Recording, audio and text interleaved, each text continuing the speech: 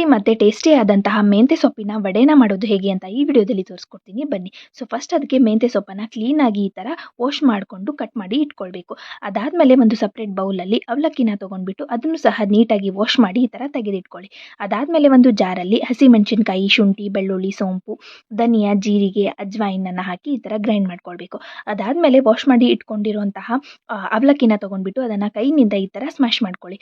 ಅದಾದಮೇಲೆ ಅದನ್ನು ಕಟ್ ಮಾಡ್ಕೊಂಡಿರುವಂತಹ ಮೆಂತ್ಯ ಜೊತೆಗೆ ಇದನ್ನು ಹಾಕಿ ಮತ್ತು ರುಬ್ಬಿಟ್ಕೊಂಡಿರುವಂತಹ ಮಸಾಲೆ ಮತ್ತು ಸ್ವಲ್ಪ ಈರುಳ್ಳಿ, ಕೊತ್ತಂಬರಿ ಸೊಪ್ಪು ಮತ್ತು ಬಿಳಿ ಎಳ್ಳು, ಅರಿಶಿನ, ಖಾರ, ಉಪ್ಪು, ಗರಂ ಮಸಾಲ, ಚಾಟ್ ಮಸಾಲ, ಹಿಂಗು ಮತ್ತು ಸ್ವಲ್ಪ ಹಸಿ ಎಣ್ಣೆಯನ್ನು ಹಾಕಿ ನೀಟಾಗಿ ಈ ಥರ ಕೈನಿಂದ ಇದನ್ನು ಮಿಕ್ಸ್ ಮಾಡ್ಕೊಳ್ಬೇಕು. ಅದಾದಮೇಲೆ ಇದಕ್ಕೆ ಕಡಲೆ ಹಿಟ್ಟನ್ನು ಹಾಕಿ ಇದನ್ನು ಮಿಕ್ಸ್ ಮಾಡಿಕೊಂಡು ಕೈಗೆ ಸ್ವಲ್ಪ ಎಣ್ಣೆಯನ್ನು ಹಚ್ಚಿ ಈ ಥರ ತಟ್ಟಿ ಅದನ್ನು ಬಿಸಿ ಬಿಸಿ ಎಣ್ಣೆಯಲ್ಲಿ ಗೋಲ್ಡನ್ ಬ್ರೌನ್ ಬರೋವರೆಗೂ ಈ ಥರ ಡೀಪ್ ಫ್ರೈ ಮಾಡ್ಕೊಂಡ್ಬಿಟ್ರೆ ಬಿಸಿ ಬಿಸಿಯಾದಂತಹ ಹೆಲ್ದಿ ಮತ್ತು ಟೇಸ್ಟಿ ಆದಂತಹ ಮೆಂತ್ಯ ಸೊಪ್ಪಿನ ವಡೆ ರೆಡಿ. ಈ ವಿಡಿಯೋ ನಿಮಗೆ ಇಷ್ಟ ಆಗಿದೆ ಲೈಕ್ ಮಾಡಿ. Thank you.